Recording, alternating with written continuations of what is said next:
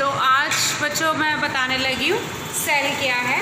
Cell जो है पहले इसकी डेफिनेशन बताने लगी हूँ, नोट डाउन कर लो। It is a device which provides the necessary potential difference to an electric circuit to maintain a continuous flow of current in it.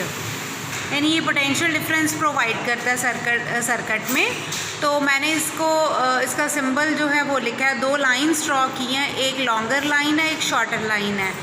Longer जो है वो पॉजिटिव टर्मिनल को शो कर रही है, शॉर्टर जो है वो नेगेटिव टर्मिनल को शो कर रही है। अगर एक से ज़्यादा सेल लगाते हैं तो that will become a battery. एक से ज़्यादा सेल अगर सर्किट में लगाएंगे तो वो बन जाएगी हमारे पास बैटरी। तो इसका मतलब इसमें हमारे पास दो रॉड्स हो गई या प्लेट्स कह लो, जिनको हम इलेक्ट्रोड्स बोलते हैं, जो डिप किए होते हैं केमिकल सॉल्यूशन में, उसको बोलते हैं इलेक्ट्रोलाइट। दूसरी टर्म है ईएमएफ। ईएमएफ मतलब इलेक्ट्रोमोटिव फोर्स। इलेक्ट्रोमोटिव फोर्स, अब ये क्या होती है?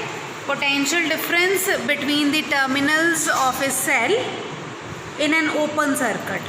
इन एन ओपन सर्किट ये पोटेंशियल डिफरेंस की इक्वल है। जो सेल के टर्मिनल्स उनमें पोटेंशियल डिफरेंस जब सर्किट ओपन होगा, मतलब कोई करंट सेल में से ड्रॉ नहीं किया जाएगा, then it will become the EMF of a cell, electromotive force of a cell। तो ये हो गया पोटेंशियल डिफरेंस के इक्वल। तो इसका मतलब ये हुआ कि इसका जो यूनिट होगा that will be volt. Volt कह लो या जाउल पर कूलम कह लो, one and the same thing. Next term तीसरी है टर्मिनल पोटेंशियल डिफरेंस।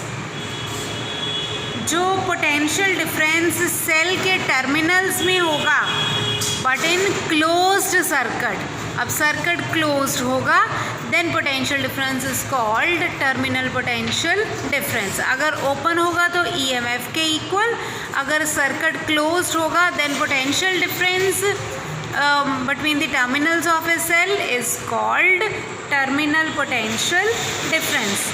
इसका यूनिट भी वोल्ट है क्योंकि this is also equal to potential difference, तो ये भी वोल्ट के इक्वल हो गया। Next term is internal resistance of a cell, जिसको स्मॉल आर से हमने डिनोट किया है। अगर सिंपल रेजिस्टेंस होगी उसको हम कैपिटल आर से करते हैं, तो इंटरनल रेजिस्टेंस को मैंने स्मॉल आर से किया। हर सेल की अपनी इंटरनल रेजिस्टेंस होती है।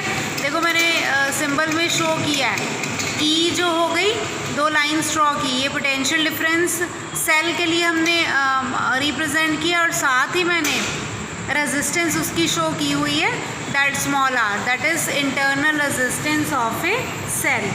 तो it is the opposition offered by a cell to the flow of current through the circuit.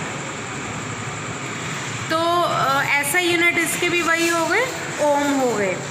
अब मैंने और नीचे लिखा हुआ है तीन फैक्टर्स हैं, ये वो फैक्टर्स हैं जिन पे इंटरनल रेजिस्टेंस डिपेंड करती है। Internal resistance of a cell that depends upon the number 1 nature of electrolyte, number 2 nature of electrodes, and number 3 temperature of electrolyte. ये तीन फैक्टर्स हैं जिस पे इंटरनल रेजिस्टेंस डिपेंड करती है। अब देखो मैंने रिलेशन ड्रॉ किया है EMF of terminal potential difference, दोनों में EMF and terminal potential difference. Circuit diagram मैंने बनाई है, सेल लिया, उसके अक्रॉस ईएमएफ। साइड में जो की है वो ओपन है, ओपन है इसका मतलब ईएमएफ के इक्वल होगा, और नीचे जो कैपिटल आर है that is the external resistance. तो अगर की ओपन होगी करंट ड्रॉ नहीं होगा, तो इसका मतलब उसके अक्रॉस ईएमएफ होगी। अगर की क्लोज्ड हो गई then current is drawn from the cell by the circuit, तो वो वैल्यू आ जाएगी E I is equal to E over R plus R. Cross multiply किया, ई की वैल्यू निकाल ली। अब ओम्स लॉ के according V is equal to I R, तो ऊपर उसकी वैल्यू पुट कर दी, बी आ गया ई माइनस आई आर।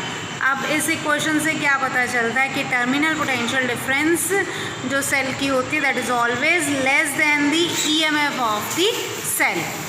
अब वापस आ जाओ रिलेशन के लिए, I equal to E over R plus R, तो ओम्स लॉ के according V is equal to I R, I की वैल्यू मैंने लगाई इंटू आर कर दिया, इसको रीअरेंज करो, स्मॉल आर को बाहर ले आओ, अल्टीमेट इक्वेशन जो बनेगी E over V minus 1 into R. ये रिलेशन जो है ये इंटरनल रेजिस्टेंस की वैल्यू देगा।